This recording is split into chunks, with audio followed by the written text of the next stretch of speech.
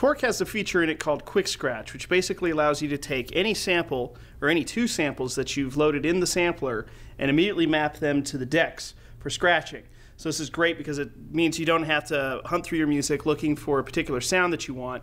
You can always keep it on hand and just pull it up with a click of a button.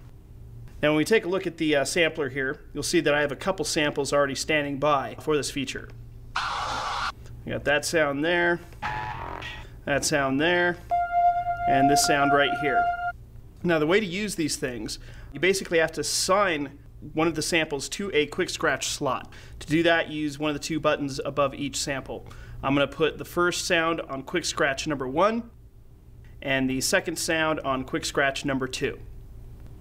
Now with those standing by, you'll see that there are Quick Scratch buttons in both decks.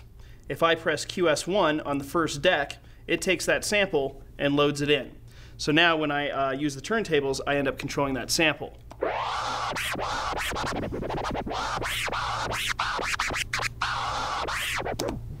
And if I click that button again, it loads the song that was on there previously. So by pressing that button, I can toggle back and forth between the music and the sample.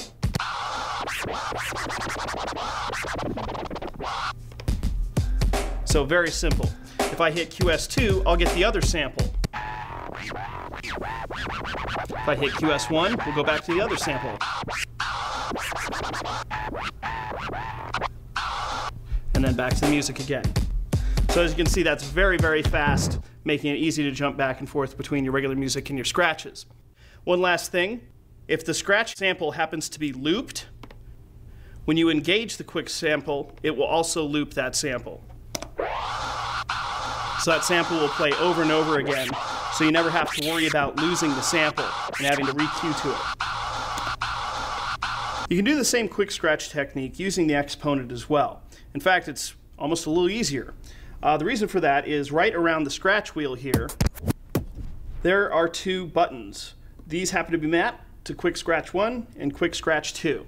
So instead of having to reach over to a trigger finger or anything on the computer screen, I can just hit one of these buttons to load up the sample I want.